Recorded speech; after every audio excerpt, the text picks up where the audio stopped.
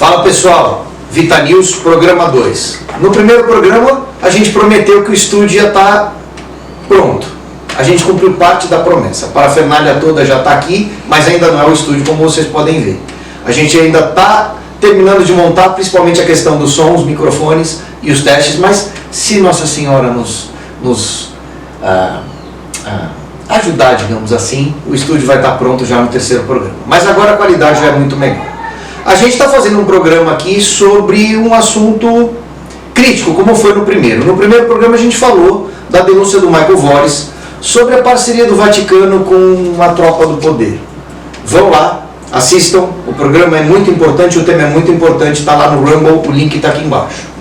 Mas nesse a gente vai falar de um outro assunto crítico. Eduardo, a gente vai falar do que exatamente? Bom, nós tivemos esse último mês nosso Papa Francisco bastante pródigo, né, em várias colocações. Particularmente a de hoje vai ser algo que ele falou numa audiência de quarta-feira no Vaticano. Caio, sobre o que ele falou? Qual foi o tema central? Comunhão dos Santos, né? Comunhão dos Santos.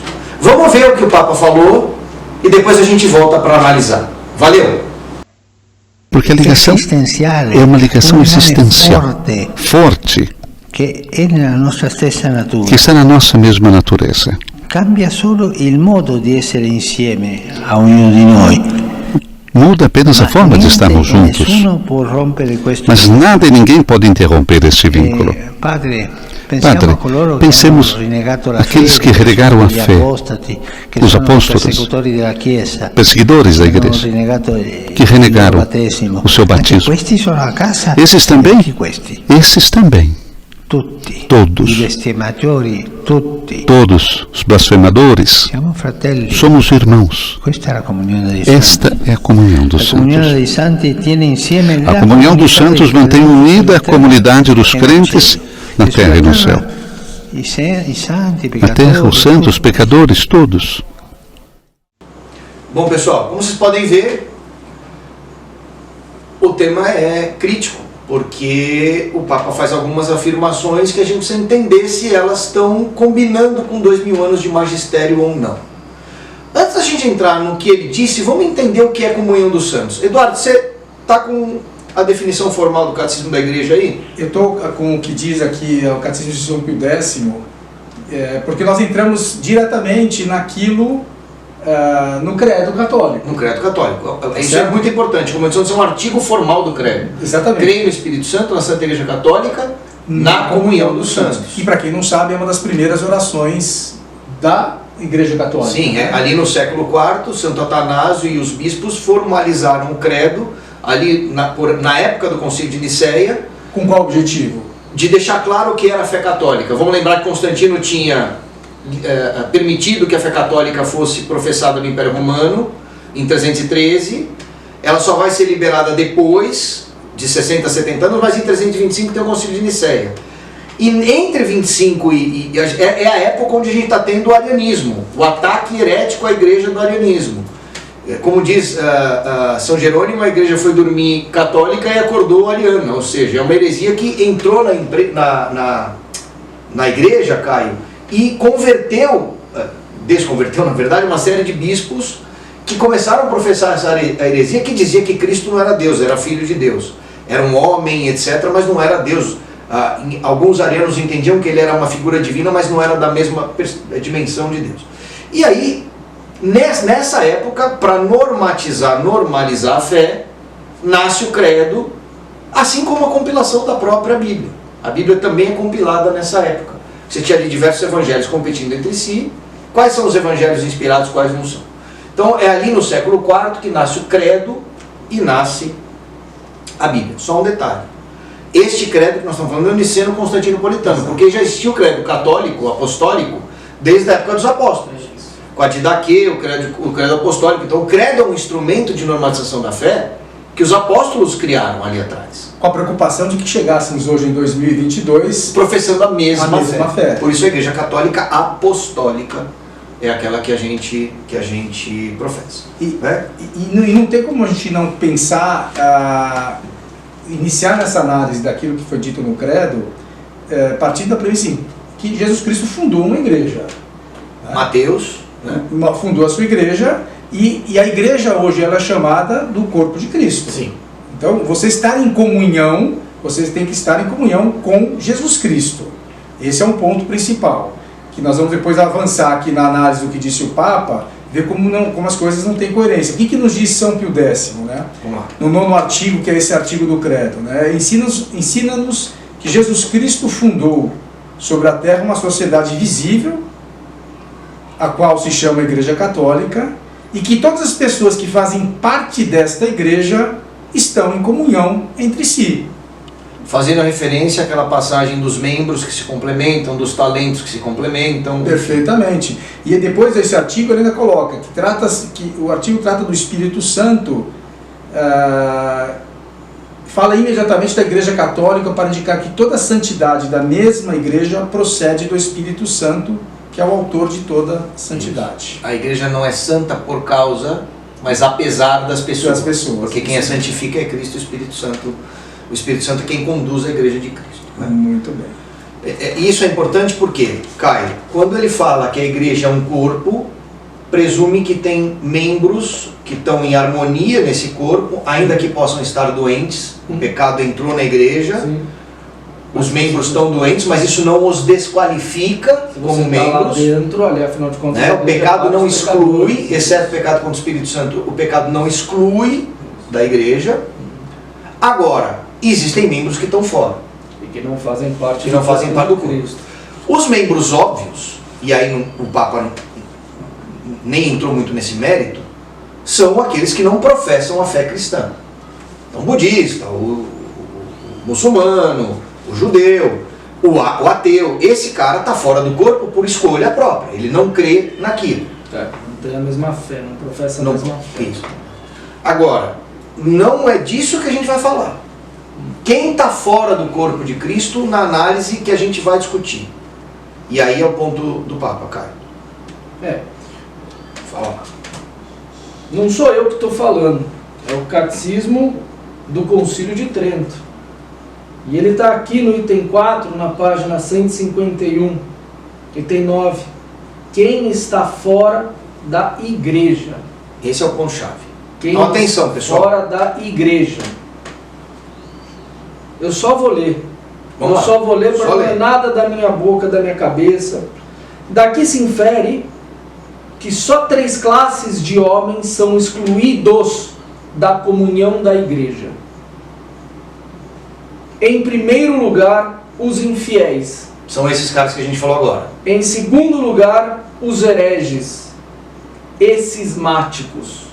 E por último, os excomungados. Os pagãos, realmente, porque nunca estiveram no seio da igreja, não a conheceram, nem se tornaram participantes de nenhum sacramento, na comunhão do povo, na comunidade do povo cristão.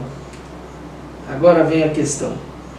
Os hereges e cismáticos. Então vamos passar a régua no primeiro. No primeiro nós estamos falando de muçulmano, budista, judeu. O cara não participa porque não participa. Beleza. Próximo. Hereges e cismáticos. Premissa era quem estava dentro. Lembra do vídeo do Papa que vocês acabaram de ouvir. Quarta-feira, auditório, conforme o Eduardo disse, uma audiência papal. Lembra que o Papa disse, e olha que o Caio vai ler aqui. Os hereges e cismáticos, porque apostataram da igreja. Apostatar é renegar a fé. Pertencem tão pouco à igreja como os desertores fazem parte do exército, que abandonaram. É certo, todavia, que continuam sob o poder coercitivo da igreja, que os pode julgar, punir e excomungar. Porque foram batizados. Exatamente. Afinal, os excomungados, que são excluídos judicialmente da igreja e já não pertencem à sua comunidade, enquanto se não reconsiderarem. Então, o excomungado tem volta, né? Porque ele... Tem volta, é uma questão judicial. Judicial, exato. Então, tirem as suas conclusões. Você tocou num ponto interessante, né? Dos batizados. Porque você não tem como passar a entender a comunhão dos santos sem que a gente passe pelos sacramentos. Você colocar um outro ponto aqui do Catecismo de São Pio X, ele coloca: a Igreja Católica é a sociedade e reunião de todas as pessoas batizadas, que vivendo na terra professam a mesma fé e a mesma lei de Cristo, participam dos mesmos sacramentos e obedecem aos legítimos pastores. Então, de alguma forma, isso nos coloca numa colocação que você poder discorrer um pouco, Daniel, eu penso assim: se eu estivesse nessa audiência na quarta-feira, eu falei, eu tenho uma dúvida aqui, eu gostaria que o senhor me respondesse de João 3,5, quando ele diz o seguinte: quem não renascer da água do Espírito Santo não poderá entrar no reino de Deus. Ou seja, aqui nós estamos falando do batismo. Sim. Então como é que funciona agora? Como é que o muçulmano... E vê que ele já tinha namorado com esse conceito na Fratelli Tutti, na encíclica, onde ele diz que todos são irmãos, contradizendo o ensinamento histórico da igreja, que diz o seguinte: para você ser irmão do próximo, você precisa ser batizado, porque quem concede a irmandade é Cristo. Você se torna irmão adotivo de Cristo e, por isso, filho adotivo de Deus. Ou seja, o ser humano feito à imagem e semelhança de Deus, ele não é filho de Deus, ele é uma criatura de Deus, que recebe a filiação no batismo, que é uma marca indelével na alma. Quando eu transformo todos em irmãos, eu tiro a necessidade do batismo, que contradiz objetivamente o que está escrito aí, que o batismo é uma condição sine qua non para você entrar no reino de Deus. E eu queria só complementar os catecismos com o documento de Pio XII, Mystici Corporis Christi, onde ele diz o seguinte: tem uma coisa que é muito importante para vocês aqui saberem: um Papa não pode contradizer um Papa anterior.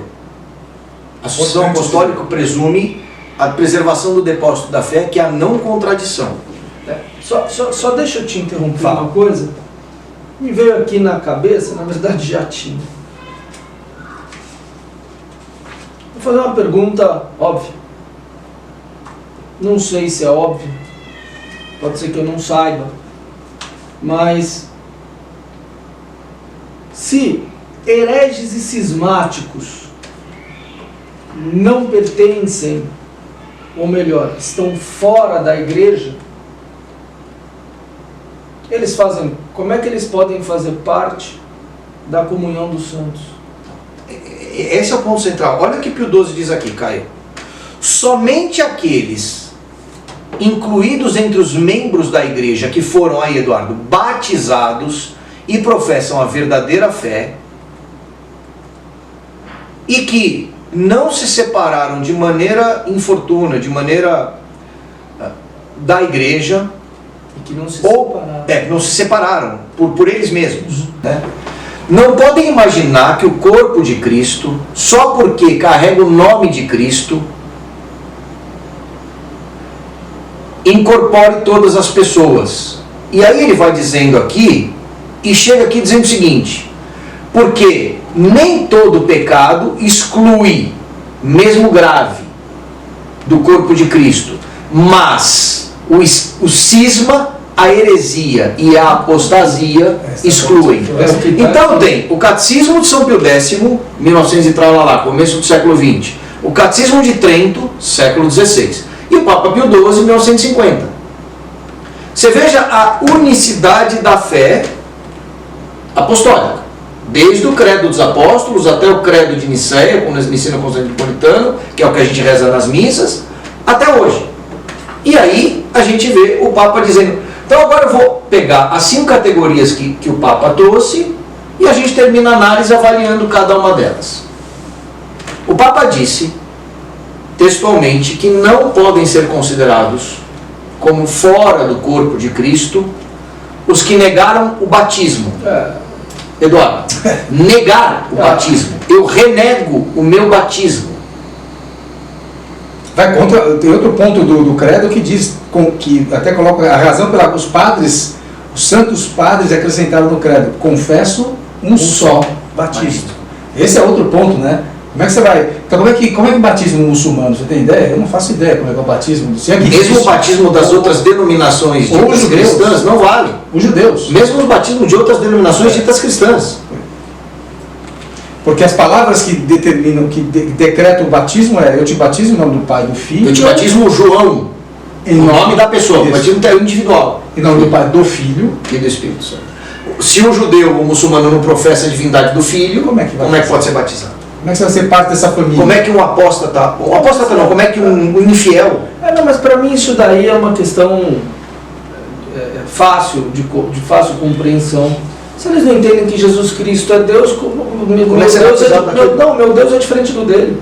Eu concebo dessa maneira. Não é o mesmo Deus, é um Deus. Não, você considera... O conceito de Deus abrâmico não existe, porque existe pra gente. o judeu, o muçulmano e o cristão, o católico, não professam o mesmo Deus. Porque se Cristo para eles é só um profeta ou um nada, não é Deus, não é Deus, como é que pode ser um Deus trino? Não é. Mas o Deus Pai é o mesmo. Sim, mas o nosso Deus Pai não é dissociável do Deus Filho e do Espírito Santo. Exatamente. Ele não é dissociável, senão vira 3 deuses. Aí é o quê? É idolatria,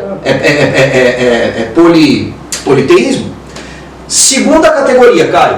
Mas não, Fala. eu acho que renegar o batismo É muito grave, cara. de tudo, eu acho que é porque a pessoa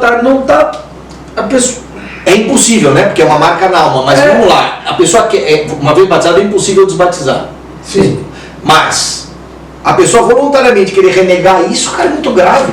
Você vai no Canadá, hoje os satanistas, Eduardo, estão fazendo vários eventos de desbatismo. Que loucura. Agora, olha só como isso pode ir um pouco mais longe. Estava lendo aqui, isso aqui está dizendo São Tomás de Aquino. Então, São Tomás de Aquino, que é o, digamos assim, odiado pelos modernistas do Vaticano II. Hans Kung, De Lubac, Rahner, esses caras todos não gostam de São Tomás de Aquino por razões óbvias. porque ele coloca muito nesse ponto do credo, né, analisando a comunhão dos santos, a importância do sacramento. O que une na comunhão são os sacramentos. O que é um sacramento para você que não é católico?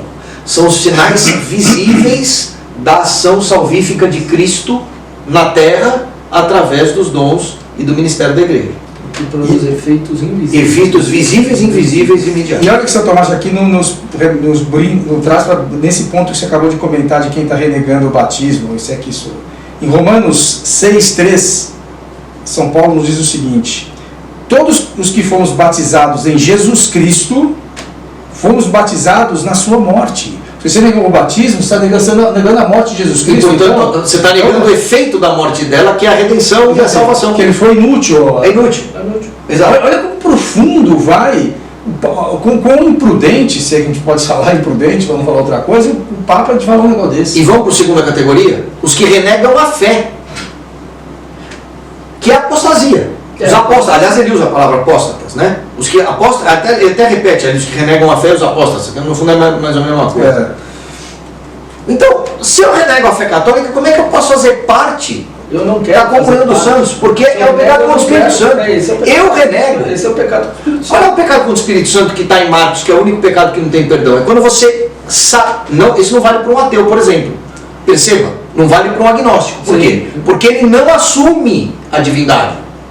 O pecado contra o Espírito Santo é eu sabendo que Deus é Deus e que Cristo é Deus, eu ainda assim olho no olho como Lúcifer e falo, não serbiam, não servirei, Isso mesmo. não é Deus. Veja que o pecado do Espírito Santo não incide sobre um muçulmano, sobre um ateu, porque ele não reconhece a divindade. Sim. O não reconhecer a divindade sem saber que é divindade é perdoável. Agora, o não reconhecer a divindade, exato, não reconhecer a divindade sabendo que ele é Deus, esse não tem perdão. Esse não tem perdão. Porque Lúcifer sabe quem é Deus, ele sabia. A primeira manifestação pública de Jesus, quem reage primeiro a ele na sinagoga? O demônio. Que queres conosco, filho de Deus? É o primeiro a reconhecer a divindade de Jesus, no início da ação pública dele, do ministério dele. Quando ele está na sinagoga. E aqui, seguindo para a gente aprofundar um pouco nessa categoria, e sempre baseado em São Tomás de Aquino, nos sacramentos. Veja, pessoal, essa parafernália aqui não é brincadeira não. Catecismo Romano de Trento, Catecismo de São Pio X, Interpretação da Comunhão dos Santos por São Tomás de Aquino. Nós estamos falando de livros formais da Santa Igreja. ele nos chama a atenção, aqui a gente está buscando o sacramento da Eucaristia, né? Mas ele recorda uma passagem de São João, no capítulo 6, versículo 54. Se não comerdes a carne do Filho do Homem e não beberdes o seu sangue, não tereis a vida em vós. Exatamente. Como é que a pessoa renegou? Ele não quer participar dessa igreja, dessa comunhão. Eu renego a Eucaristia, que aliás é um pecado essencial dos protestantes, né? Não tereis a vida em vós. Então como é que essa pessoa está na comunhão? Então São João escreveu isso de forma imprudente. E perceba, como é que ele transforma? Como é que ele... Pessoal, eu quero fazer um parênteses aqui. Essas engasgadas que a gente dá é porque a gente às vezes precisa medir palavras para não escandalizar ou não entrar nós mesmos em pecado. Então às vezes a gente pensa uma coisa que a gente sabe, mas a gente não pode manifestar desta forma. Então às vezes a gente refaz a frase, e eu queria deixar isso como ponto de atenção importante, porque a gente vai continuar fazendo isso, para medir as palavras da forma mais pura e correta possível, sem inferências emocionais. Perfeito.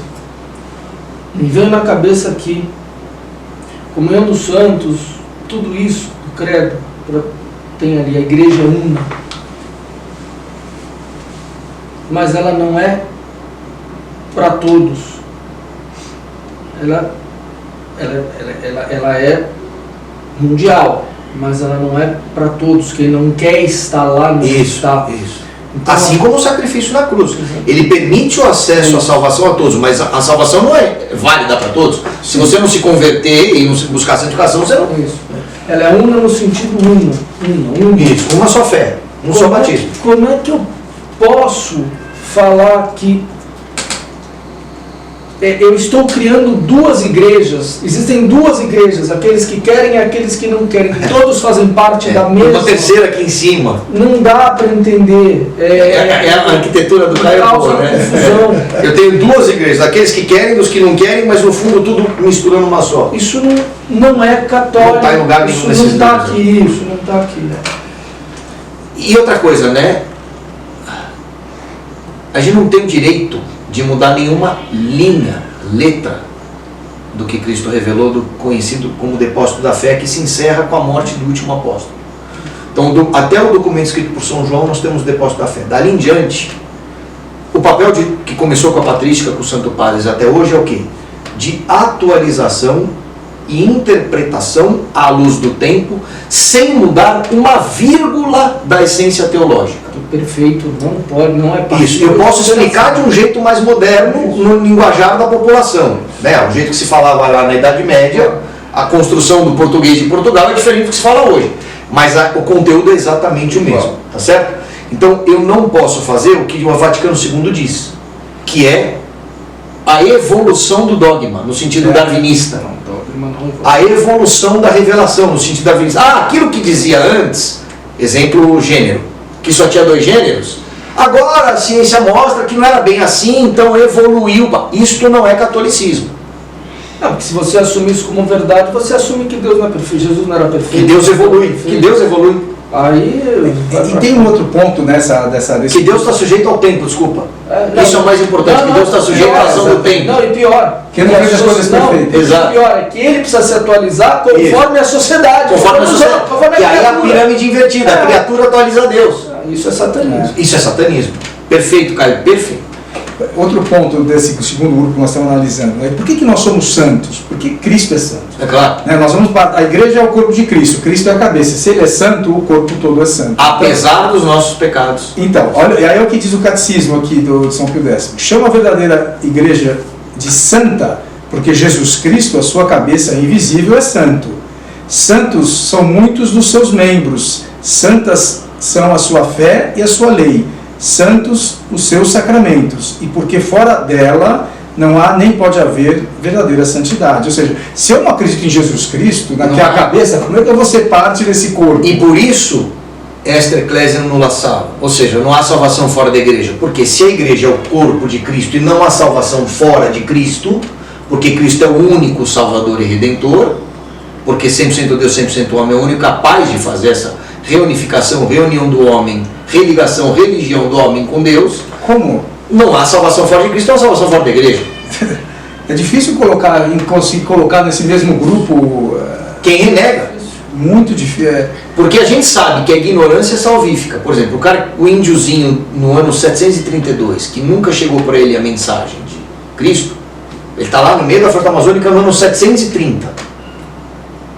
Esse cara vai ser julgado conforme o coração dele, conforme o que ele tinha de acesso à informação. Ele não pode ser julgado conforme o evangelho, porque ele não teve acesso a isso. Agora, aqui nós estamos dizendo das pessoas que tiveram acesso, que viveram a fé. É completamente diferente. Nós estaremos diante de um momento de tentar se criar uma nova igreja. Praticamente uma igreja universal. De uma cisma, né? Olha, nós temos uma nova igreja aqui. Com uma nova teologia, com novos artigos de fé. Olha, pessoal, pesquisem aí o cisma ou o sínodo, chame como quiser, da igreja da Alemanha hoje. Os itens que eles estão pleiteando. Queria fazer uma pergunta sobre isso. Não é maldade, é realmente falta de informação minha. O Papa fez algum comentário sobre isso? Sobre a Alemanha? Sobre a Alemanha. O cardeal Brandon Miller acabou de fazer uma chamada ontem, dizendo: bispos, vocês têm noção do que vocês estão escrevendo? Vocês olharam para a fé que vocês professaram e juraram defender? Porque isso é 100% anticatólico, 100% herege. O Papa ele fez alguns comentários, ele tomou uma decisão, pedindo cuidado. Ele tomou uma decisão que ele, ato contínuo depois da conclusão do ele delegou agora aos bispos locais as decisões pertinentes. A sinodalidade. Ele aqueceu, falou: olha, vocês fazem como vocês quiserem, então nós vamos virar que é a história da inculturação. Cada região, uma igreja católica diferente conforme a cultura. É o protestantismo, cada igreja protestante. É pior que o protestantismo, porque o protestantismo ainda é só cristão. Ali não, é um sincretismo, né? Porque entra a Pachamama no Brasil e pode entrar o Carvalho na Alemanha. Lembra que o Oak Tree, o Carvalho era o deus lá dos bárbaros? Esse pode até ser ou era uma figura divina, enfim. Esse pode ser até o próximo tema do nosso bate-papo, né? Essa decisão do que o Papa fez de delegar, agora não sou mais que decido. Abrindo parênteses aqui, pessoal, algumas das coisas que os bispos alemães estão solicitando. Primeiro, obviamente, mulher como padre, ordenada. Segundo, casamento dos padres. Terceiro, a não necessidade da ordenação dos padres para ser padre. É sacramento. Que é um sacramento. É sacramento. Então você não pode anunciar mais cedo, em outras palavras, pastor. Sacramento da ordem. Como é que um não padre ele ministra a Eucaristia e acontece uma transubstanciação? Ele não faz. Então aí vai sumir a Eucaristia? Enfim, esses são só 3 exemplos do que eles estão pedindo lá. Então dá uma olhada lá, porque são 7, 8 itens absolutamente todos anticatólicos na igreja da Alemanha. Vamos para a terceira categoria. Então, primeira, não batizados, renegam o batismo, negam o batismo. Segunda, negam a fé e apóstatas. Terceira, hereges. Qual é a diferença de um herege para um apóstata? O herege é aquele que contesta um ou mais de um artigo da fé, mas não toda a fé. Sim. Então, Lutero é um herege, Ário é um herege, Marcião é um herege, Nestório é um herege. Então, o que Marcião negava? Que Cristo era homem. O que Ário negava? Que Cristo era Deus, ou igual a Deus Pai. O que Nestório negava? Que Maria era mãe de Deus. O que Lutero negava? Bom, um monte de coisa. Negava o papel da igreja, negava os sacramentos, negava um monte de coisa. Então, esse é o herege, é o que nega um artigo da fé, ou mais de um artigo da fé. Diferente do apóstata que renega a fé como um todo. Esse cara faz parte do corpo de Cristo, cara? Na concepção de quem? Da Igreja Católica, de 2000 anos. Segundo o catecismo do Concílio de Trento, expressamente não. Não. E São Pio XII reforça aqui. Eduardo, herege. O cara que renega formalmente artigos da fé. Não está dizendo que tem que acreditar na fé toda aí para... Pois é, exatamente. O que me veio quando você comentando agora, porque o credo... Só porque tem uma coisa, desculpa te interromper, porque se você negar uma coisa, você aceita... Nega todas. Não, é pior. Se você nega uma coisa ou relativiza uma coisa, você diz que Jesus não é perfeito. Ou que a revelação não é perfeita. Por causa de Jesus. Isso. E se pode ter tido uma adulteração nessa, pode ter tido em outras. Não, você já automaticamente diz não é perfeito, portanto você não é perfeito e não é Deus. Uma verdade 100% verdade absoluta, 99% da verdade deixa de ser verdade. O que me ocorreu foi pensar assim, o credo é uma das orações mais bonitas, importantes, né? Ao ele colocar na comunhão dos santos todo esse balaio, né, de pessoas, a hora que você entra no estudo da igreja, da fé católica, e você entra nos sacramentos de novo, no sacramento da penitência, por exemplo, um dos pontos do credo é: creio na remissão dos pecados. Né? Muito desses não vão precisar se arrepender. Não precisam se arrepender, então vamos rasgar o credo inteiro. Não, vamos rasgar inclusive o sacrifício da cruz, porque se não existe pecado, se ele não condenou o inferno, então também não deve existir inferno. Exatamente. Jesus veio para quê? Se não há o demônio a ser combatido, ele veio aqui perder tempo, sofreu à toa. Você renega toda a essência. O que Paulo diz? Se não houver ressurreição, vã é a nossa fé. Exato. Então perceba que é muito grave tudo isso, porque eu estou renegando a essência da vinda de Cristo, a encarnação do Logos, do Verbo de Deus. Eu estou tornando irrelevante a vinda de Cristo, a morte de Cristo e a ressurreição. Tanto, se nós fomos sair buscar um evento, acho que uns 3 anos, lembra que o Papa se reuniu com todas as outras igrejas lá em Abu Dhabi? Você lembra disso? A Conferência de Abu Dhabi, onde ele cria lá o Centro Abrâmico. Ivan, põe o link aí do Centro Abrâmico, a foto do centro que está em construção, que você tem uma mesquita, uma sinagoga e uma igreja, que você pode rezar para o mesmo Deus. Mas detalhe, hein? A igreja católica lá não vai ter crucifixo, porque lá naquele país não pode ter nenhuma expressão. Não pode ter crucifixo. Então, mas ele quer sobre tirar Cristo. Né? Então, isso que eu vou falar, ele fez há 3 anos, quando foi o embrião desse lugar aí, que vai ser provavelmente a próxima, acho que vai ser a próxima Jerusalém, isso aí, né? Ou o próximo Vaticano, talvez. O próximo Vaticano, o Centro da Fé. Ele fez um discurso de não sei quanto, acho que quase 1 hora, e nesse discurso dele ele não fez uma menção a Jesus Cristo. Nenhuma. O vigário de Cristo não usa o nome de Cristo. Nenhuma. Agora, Abraão ele fez. Exato. E ele voltou para Ur, né? Ele para a terra de Abrão, dos caldeiros, né?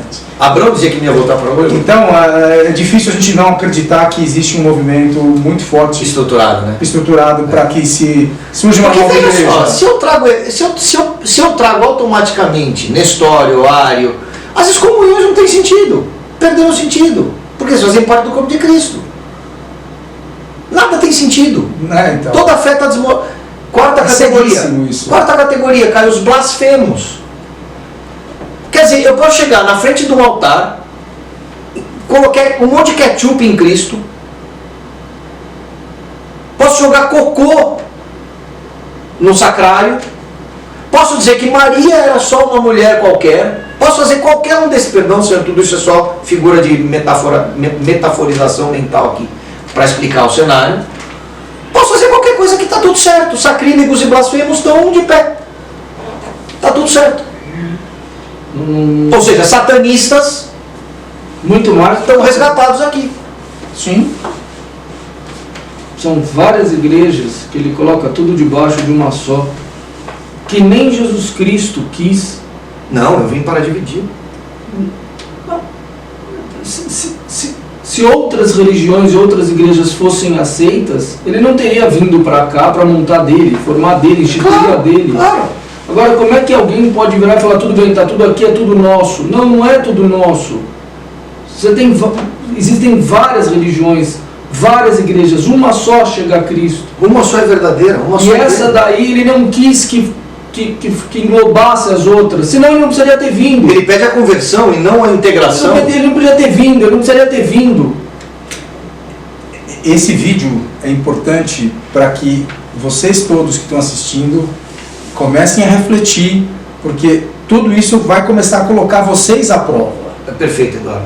Né? E sobre as verdades. E você, católico, sabe que não tem o direito de abandonar a Santa Igreja, porque ela foi criada por Cristo, apesar do que está acontecendo.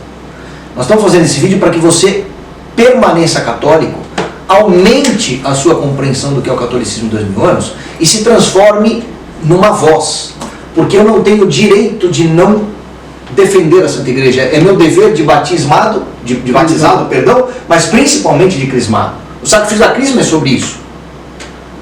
É isso mesmo. Ai de mim, Paulo dizia, se eu não pregar o Evangelho. Ai de mim. Agora eu quero fazer uma informação adicional, a gente já está chegando no final, que é o seguinte.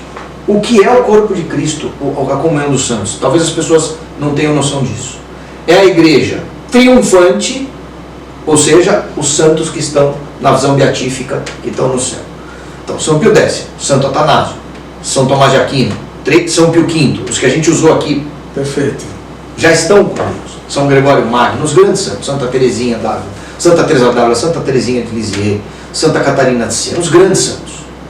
Santa Teresa d'Ávila que converteu minha esposa. Amém, amém. Então todos na comunhão dos santos. Igreja triunfante. Depois nós temos a igreja padecente, que são aqueles que estão no purgatório. E a gente tem que rezar por eles. Por quê? O purgatório já é a salvação. Quem está no purgatório não vai para o inferno. Mas está num processo de purificação para chegar à visão beatífica. É a angústia de não estar com Deus. Né? O sofrimento que purifica. E terceiro, a igreja militante, que somos nós aqui. A comunhão dos santos e a intercessão mútua, por isso nós rezamos pelos que estão no purgatório, por isso nós pedimos que os santos intercedam por nós. É esta igreja como corpo único, teologia de Paulo e de João, Cristo, intercedendo um pelos outros, orando um pelos outros, rezando um pelos outros na economia da salvação. É o grande tesouro. Exatamente. Todas aqui que vão estar no final, ali, quando Cristo vier, integrados numa única igreja, porque aí você não vai ter mais a separação dos 3 níveis, como tem hoje. E é importante, pensando nessa parte final de conclusão, a gente entender o quão grave foram essas palavras do Papa. Porque ele fala de uma forma meio aquele jeito vovozão. Ele falou até que vocês, no dia dessa audiência, um católico, se eu tivesse lá, eu queria ter a coragem de fazer isso. Ele levantou e falou: como assim, Papa? Como que o senhor fala um negócio desse? Ele que igreja é essa? Ele levanta e fala: Deus não está contente com o senhor. A frase dele é linda. Ainda foi educado, né?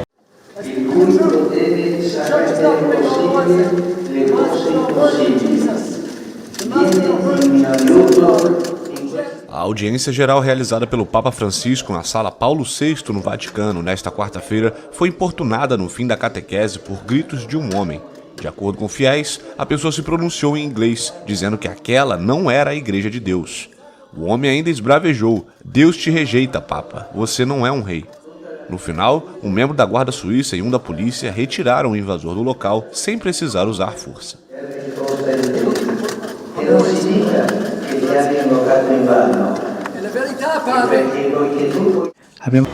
Ainda foi educado. Me lembra de Eusébio levantando para Nestório, que era o primaz de Constantinopla, o segundo mais importante, o bispo de Constantinopla, o segundo bispo mais importante, quando ele fala que Maria é mãe de Cristo, mas não é mãe de Deus, e Eusébio, que era um leigo, levanta e fala: herege. Hoje Eusébio é santo, exatamente. Depois virou bispo, hoje é santo, e Nestório é condenado como herege. Agora, uma coisa que eu acho importante, não sei nem se tem muito a ver com o que a gente está falando, claro que tem. Mas isso que a gente está colocando aqui, como o Daniel falou, não é para afugentar, mas vou dar uma isca importante para, se vocês pescarem, se aprofundarem.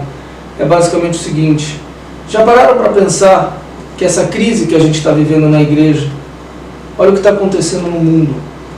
Porque o que a gente está falando aqui é de crise, de queda da igreja. Não é a queda, a igreja não vai cair nunca, mas a parte visível da igreja, uma parte grave da igreja.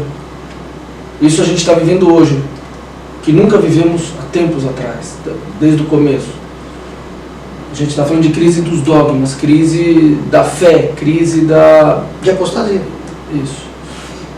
Olha o que está acontecendo no mundo. Tem ligação. Tem ligação. A gente está falando dessas crises aqui, não porque a gente se uniu para fazer qualquer coisa. Não é isso, não.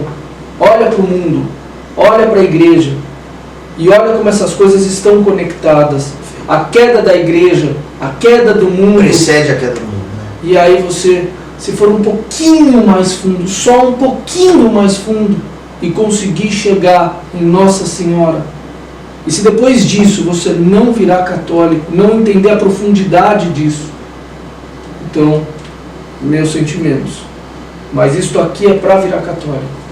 A conversão é muito importante. Nós estamos finalizando, o Ivan está fazendo assim para mim, que é sinal de que está na hora de fechar. Acho um tema muito duro, muito difícil, pessoal. Que Deus nos abençoe, que nós não tenhamos... Eu não gostei nem um pouco também. E só queria dizer o seguinte, me ocorreu na sua fala a memória de Orígenes. Orígenes era um teólogo maravilhoso no início da igreja, da patrística, que assim como Tertuliano, como Eusébio de Cesareia, morreu excomungado. Tertuliano, fantástico, morreu excomungado. Orígenes, fantástico, morreu excomungado. Eusébio de Cesareia, eles apostataram no final da vida. E ainda assim são citados pela Santa Igreja porque o trabalho deles foi muito, muito, muito relevante. E depois acabaram morrendo longe da fé. Orígenes, que por acaso, não por acaso, é o líder em excomunhões, 23 ou 24 excomunhões. É o teólogo mais utilizado no Concílio Vaticano II. Perceba a influência. Orígenes criou um conceito chamado apocatástase. O que é isso? Que no final dos tempos, no final do mundo, todos serão salvos, porque Deus é Pai, e Ele resgata todos numa única igreja.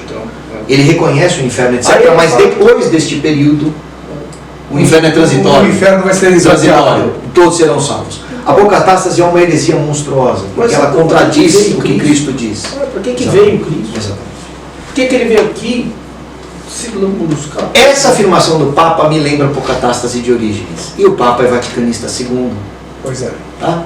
Então, pessoal, essas são as referências e as reflexões que a gente tinha para compartilhar.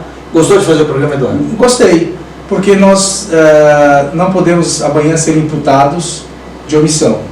Quando a gente reza na missa, pecados de palavras, pensamentos, palavras, atos e omissões. E faz parte da comunhão dos santos. A gente está tentando ser santo para a gente poder um dia chegar no céu. Padres, bispos, teólogos, estudiosos, leigos, corrijam-nos, por favor, se a gente estiver errado. Admoestem-nos para que a gente tenha humildade e pedir perdão se a gente estiver errado. Isso mesmo. Amém? Amém. Pessoal, valeu, até a próxima. Na próxima o estúdio vai estar pronto? Quem sabe? Quem sabe? Deus sabe. Valeu. Tchau, tchau.